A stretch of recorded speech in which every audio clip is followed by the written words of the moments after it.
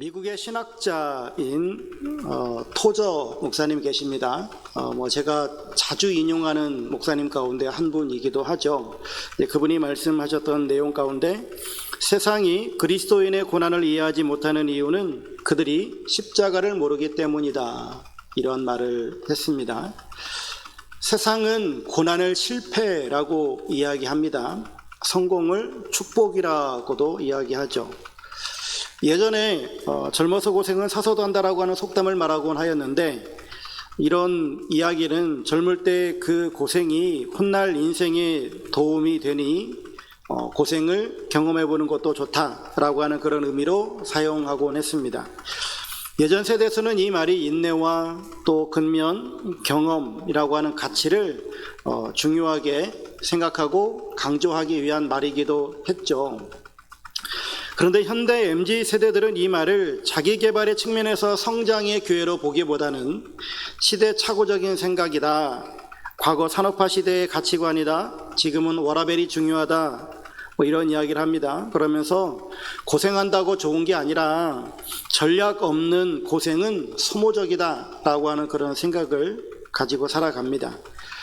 고생, 고난, 이런 것들을 좋아할 사람은 세상에 그 누구도 없거든요, 사실은. 하지만 관점을 조금 돌려서 이 고생, 고난이라고 하는 것을 단어를 바꿔서요, 자기 십자가 혹은 사명, 이런 관점에서 보면 이야기가 또 달라집니다. 주님은 말씀하시죠. 누구든지 나를 따라오려거든 자기를 부인하고 자기 십자가를 지고 나를 따를 것이니라. 십자가 없는 제자됨은 없다라고 하는 말씀인 것이죠. 제자의 삶에는 반드시 십자가가 따라온다라고 하는 겁니다. 즉, 고난이라고 하는 것은 예수님을 닮아가는 과정이고 결국에 영광에 이르게 되어지는 길이다라고 하는 것을 말씀하시는 겁니다. 사랑하는 우리 만나교회 성도 여러분, 지금 여러분들의 삶에는 어떤 고난이 있으십니까? 직장에서의 어떤 그런 고난이 있을 수 있겠죠. 치열한 경쟁이 있을 수 있고 또 끝없는 어떤 성과의 압박도 느끼시는 분들도 계시고, 또 인간관계의 어떤 피로감이 쌓이는 분들도 있을 겁니다. 가정 안에서 자녀들을 이제 양육해 가면서도 보면 그들의 진로, 학업, 또 성적, 우리는 또 더 나아가서 신앙의 문제로 인해서 깊은 걱정을 하기도 합니다. 노년에 계신 분들은요, 외로움, 또 예기치 못한 어떤 건강적인 위기, 이러한 것들이 있을 수 있죠.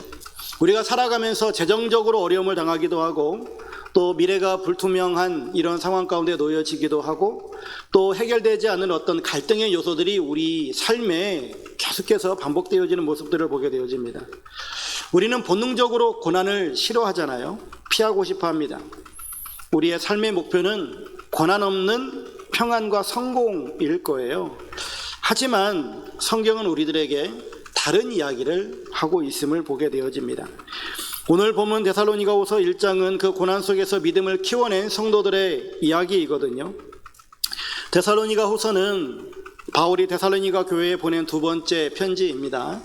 데살로니가 성도들이 외부로부터 받는 박해와 환난에 대해서 굳건하게 믿음을 지킴으로 말미암아서 그 근동 지방에 있는 사람들에게 칭찬을 받고 있고, 바울도 그 소식을 듣고 심히 기뻐했다라고 하는 것들이 바로 이제 데살로니가 전서에 나와 있던 내용인데, 그런데 다시금 들려오는 소식이 무엇인가 하면 예수님의 재림에 관해서 그들이 오해하는 바가 있어가지고 교회가 혼란에 빠질 그런 염려가 발생하게 되어진 겁니다.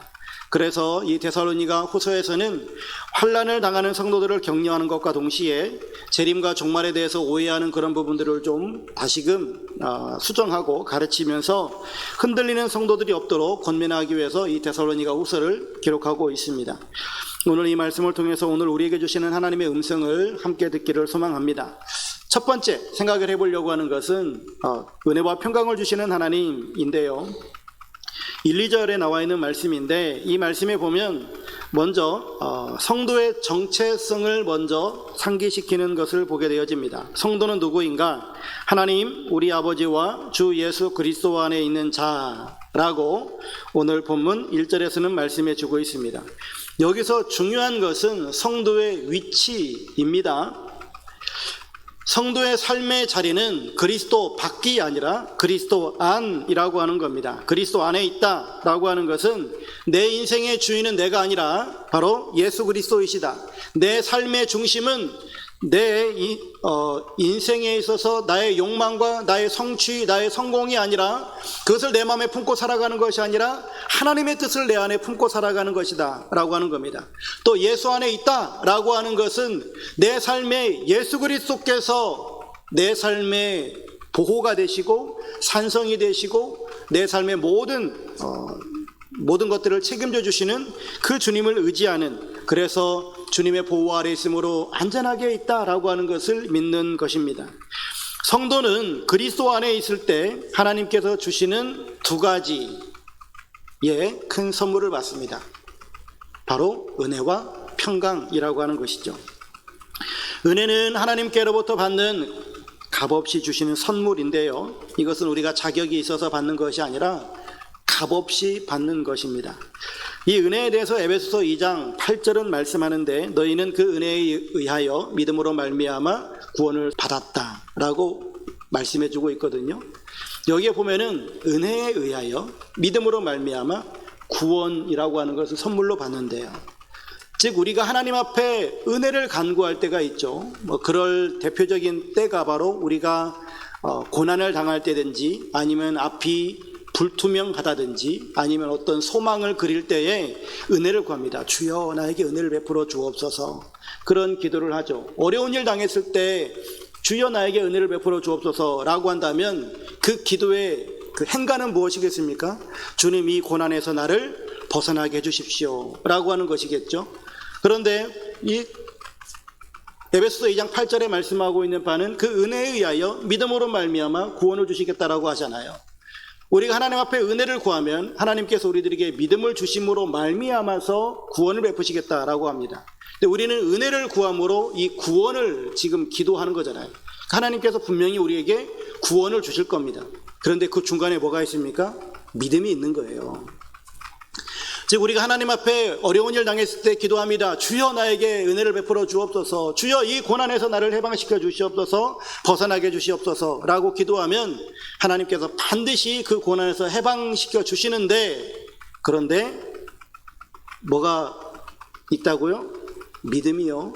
하나님께서는 우리의 믿음을 고양시키십니다. 믿음을 키워가십니다.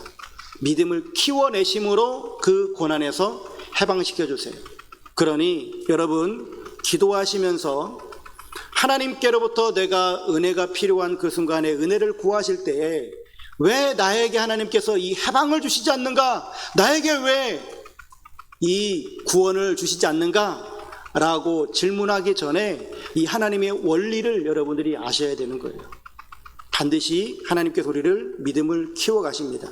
믿음을 키워가신다라고 하는 것은, 여기서 말하는 이 믿음이라고 하는 것은 이 시험을 주님과 함께, 앞서서 얘기했던 것처럼 그리스도 안에 거함으로 말미암아서 주님과 함께 그 고난을 돌파하는 것입니다. 그 고난 속에서 내가 인내로 내가 이겨내는 거예요. 이 고난을 그냥 하나님께서 그냥 후 불어가지고 없애는 것이 아니라 이 고난을 그냥 넉넉히 이겨낼 수 있는 믿음을 우리들에게 주신다라고 하는 것이에요. 하나님의 일하심이 그냥 딱 하나밖에 없어가지고 반드시 이 원리를 따른다라고 또 말하기 어렵지만, 그러나 하나님은 일반적으로 이러한 원리를 따라가십니다. 그래서 우리가 하나님 앞에 은혜를 구하면 하나님께서 우리들에게 값없이 선물을 베풀어 주시는데, 그 선물이 바로 우리의 믿음이에요. 믿음을 우리들에게 더 키워내시고 믿음을 더 강하게 하십니다. 그로 말미암아서 우리들에게 최종적으로는 구원이라고 하는 선물을 주세요. 이 구원을 선물로 받은 사람들에게 누리는 것이 무엇이냐면 그 삶의 열매가 바로 그 뒤에 나오는 평강이라고 하는 겁니다. 그러니까 이 평강이라고 하는 것은 은혜 받은 사람이 하나님과 화목함으로 말미암아 하나님과 더욱더 친밀한 교제 속에 있음으로 말미암아서 세상의 그 어떤 것과도, 또한 세상의 그 무엇으로도 우리를 흔들지 못하는 그런 평안함과 그리고 그런 평강을 누리게 되어진다라고 하는 겁니다. 그래서 평강은 반드시 은혜 받은 자가 누릴 수 있는 거예요. 은혜 받은 자가 바로 믿음이 커지고 구원을 받음으로 말미암아서 평강의 열매를 누리게 되어진다라고 하는 겁니다. 오늘 이 말씀을 바로 1, 2절에 해주고 있다라고 하는 겁니다. 세상에서의 평강이라고 하는 것은 좋을 때 누리는 거잖아요. 좋을 때. 내가 세상 속에서 그냥 안락함을 누리고 있을 때 나에게 평안이라고 하는 것이 오는데, 그런데 하나님께서 우리들에게 주시는 이 평강이라고 하는 것은 우리의 삶과는 때로는 정말로 무관한 그런 평안을 누리게 하십니다. 무슨 말인고 하면 세상에서 누리는 평안은 아까도 얘기했던 것처럼 그냥 편안할 때, 아무 문제가 없을 때 평강이라고 생각하지만, 그러나 하나님께서 우리들에게 주시는 그 평안이라고 하는 것은 어떤 이들은 감옥 안에서도 평안을 누리고요, 어떤 사람들은 병원의 침상에서도 그 평강을 누리고요, 어떤 사람들은 심지어 눈물 속에서도 평강을 누리는 사람들이 있어요. 저에게도 그런 경험들이 있어요. 너무 힘든 어떤 그런 사역을 하고 있을 때 교회를 정말 옮기고 싶었는데, 하나님께 그 문제를 가지고 기도했을 때 하나님께서 저에게 노라고 하는 말씀을 주시는데, 안 된다, 인내하라 라고 하는 말씀을 주시는데, 그럼에도 불구하고 제 마음에 그냥 하나님이 평강을 쑥 밀어 넣으시니까 조금 전까지, 그리고 어제까지만 해도 그 교회가 저에게는 지옥이었어요. 너무 괴로웠어요. 힘들었어요. 그런데 그냥 그 기도하고 그 하나님의 응답이, 노라고 하는 응답이 임함에도 불구하고 저에게 평안이라고 하는 것이 찾아오더라고요. 하나님께서 평강을 주시니까 그냥 평안해졌어요. 그리고 그 문제 가지고 교회를 옮겨달라고 하는 기도를 할 필요가 없게 된 것이죠. 근데 하나님께서 우리들에게 주시는 평강이 그래요. 하나님께서 우리들에게 주시는 평안은 세상의 그 환경과는 상관없는 그런 평안함을 우리들에게 주십니다. 여기서 우리들이 생각해 봐야 될 것은 바로 이 은혜와 평강에서, 은혜라고 하는 것이 하나님의 선물인데 거의 전제 조건이 붙었잖아요. 값없이 주시는 선물. 우리들이 어떤 혜택을 누릴 만한 그런 자격 요건과 상관없는 그런 은혜 혹은 값없이 주시는 선물인데, 이건 우리 편에서 얘기고 하나님 편에서는 값비싼 대가를 치르시면서 우리들에게 은혜를 주시는 거거든요. 그 값비싼 대가라고 하는 것이 바로 예수 그리스도의 십자가 죽음이에요. 우리 하나님께서는 독생자 예수 그리스도를 인간 세계에 보내셔가지고 그 인간 세계에서 피조물인 인간에게 죽게끔 하는 그런 값비싼 대가를 치르셨다고요. 그로 말미암아 우리들이 받은 것이 하나님의 은혜였어요.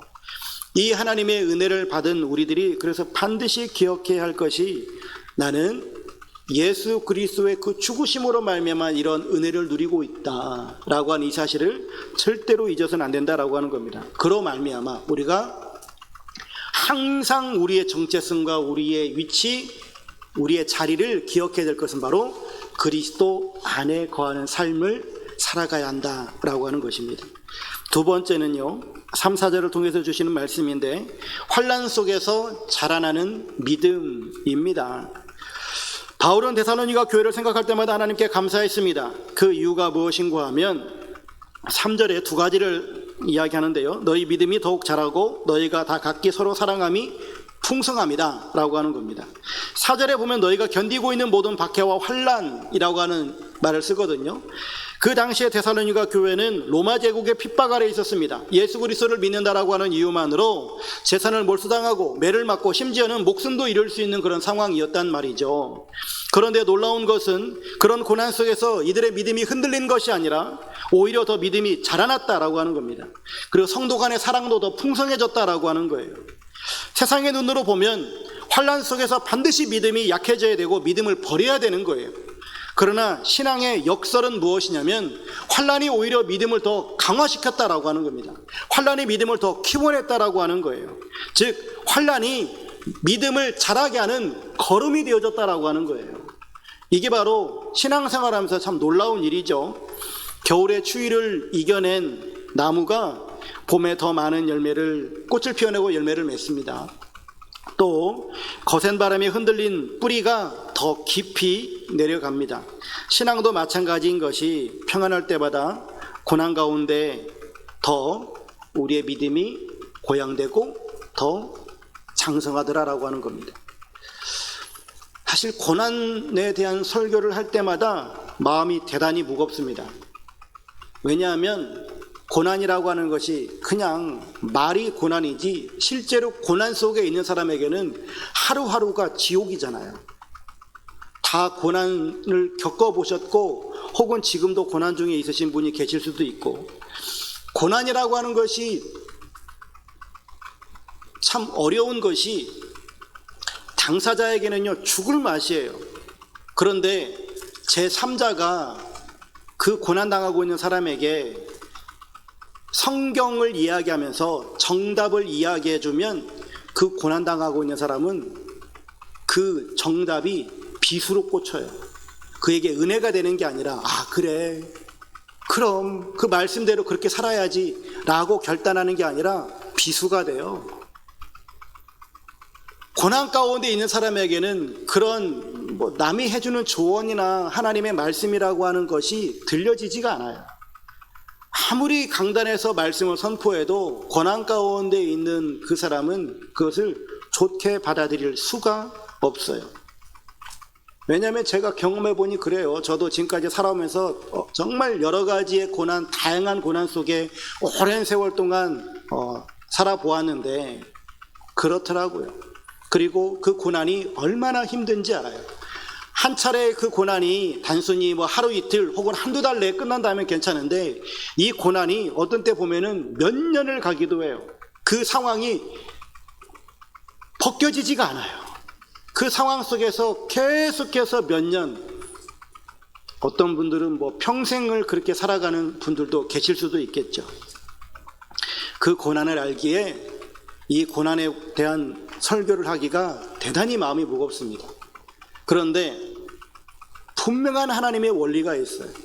그러니까 지나놓고 보면, 당 시대에는 잘 모르겠는데 지나놓고 이렇게 과거를 관망한다거나 그걸 반추해 보면 하나님의 뜻이 보이고 또 하나님의 목적이 분명히 우리에게 있음을 깨닫게 되어집니다. 그리고 누군가가 해줬었던 그 정답이 그래 그게 정답이지, 그렇지 그렇게 하는 게 맞지. 근데 그 시대 혹은 그 때는 그게 들려지지 않는다는 그런 우리의 삶이 반증하는 바가 있습니다. 우리는 고난이 없었으면 좋겠다라고 하는 그런 생각들을 하죠. 누군들 안 그러겠어요. 하지만 고난이 없으면 믿음의 성장, 여러분 고난 없는 믿음의 성장이 얼마나 될까요? 물론 고난 없이도 믿음이 성장할 수 있습니다. 그런데 이 고난이라고 하는 것은 우리의 믿음의 어떤 전기를 만들어내는 하나의 과정이 되어지거든요. 또 이 고난 때문에 우리가 하나님께 더 가까이 나아가는 그런 도구가 되어지기도 합니다. 그런 관점에서 보게 되어지면 이 현대 사회의 가장 큰 위기는 무엇이냐면 안락함이라고 하는 거예요. 편안함이라고 하는 거예요. 살기가 너무 편한 거예요. 그러다 보니까 사람들이 하나님을 찾질 않아요. 우리나라가 왜 지금 청소년기에 있는 아이들, 그리고 그 이하 세대들, 다음 세대들에게 복음을 전해야 하는데 복음이 잘 전해지지 않잖아요. 소위 그런 얘기도 합니다. 미전도 종족.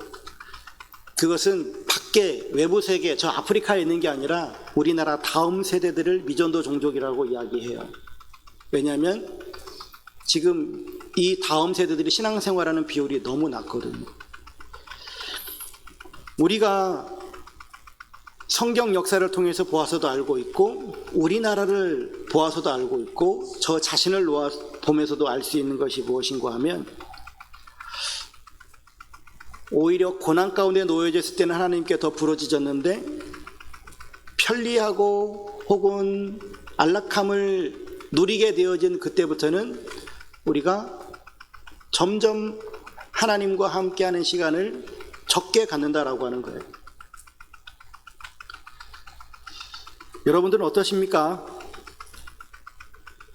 풍요와 편안함 속에서 믿음이 점점 자라고 계십니까? 아니면 믿음이 잠드는 것 같습니까?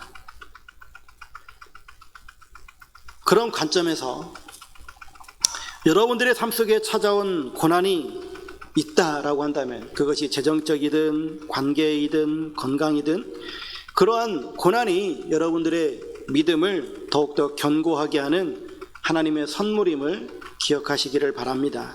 그것은 믿음을 자라게 하는 하나님의 손길일 수 있다라고 하는 것이에요.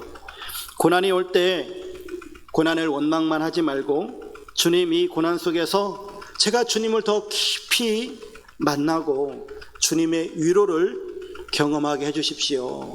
이러한 기도를 할 수 있는 우리 삶이 되어야 될 줄로 믿습니다.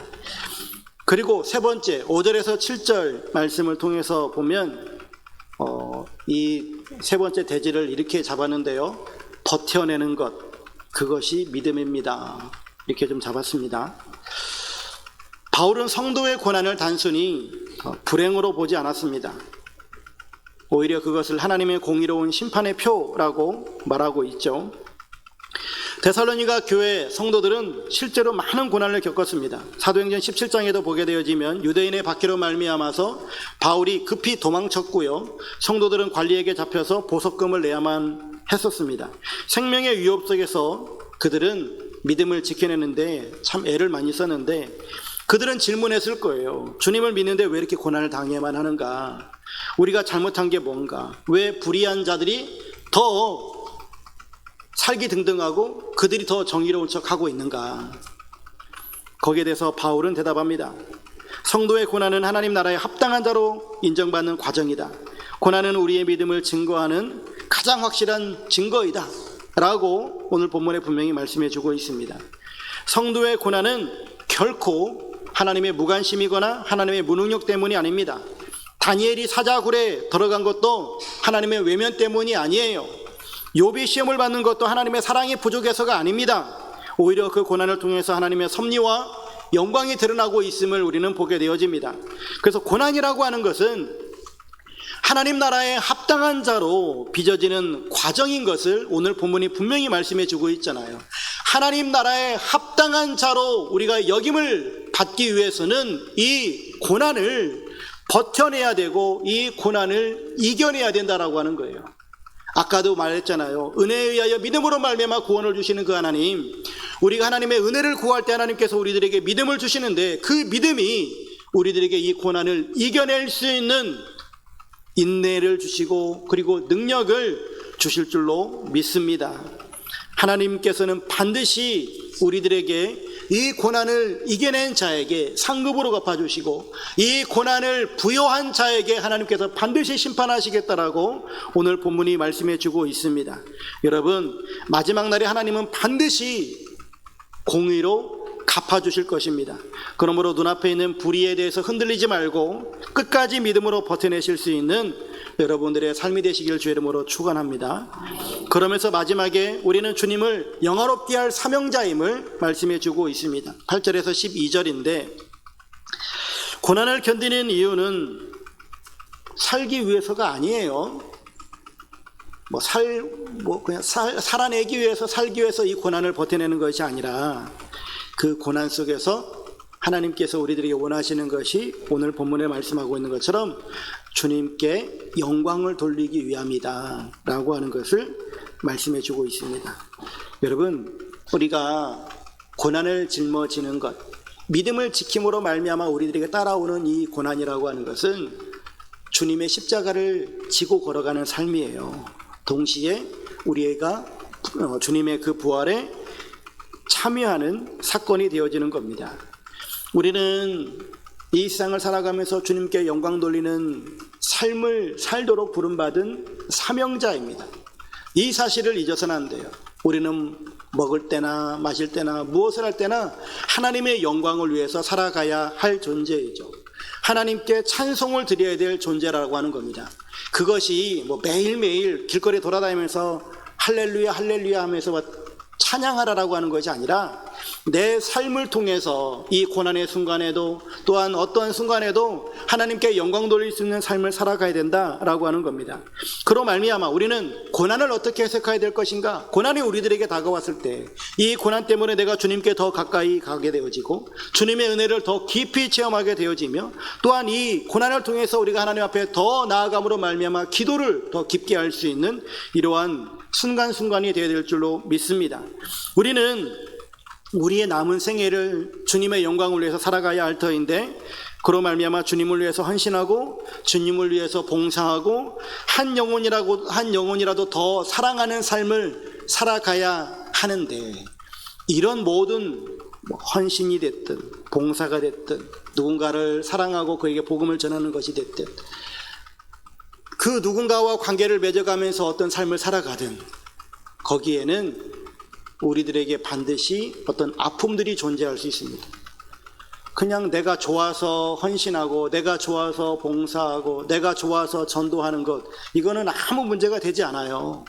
그런데 내가 어려움을 당하고 있음에도 불구하고 그를 더 사랑해야만 하고 나를 자꾸 때려잡는 그 사람을 향해서 내가 봉사하고 예수의 이름으로 그를 사랑해내는 것 이거는 세상 사람들은 이해할 수 없는 그런 아픔과 그런 어려움이 따라올 수밖에 없겠죠.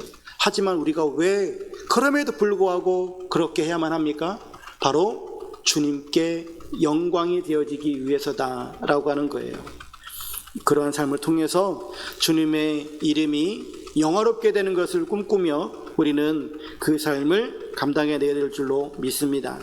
오늘 본문에서 분명히 우리들에게 주고 있는 말씀은 고난은 영광으로 바뀌게 되어진다라고 하는 겁니다.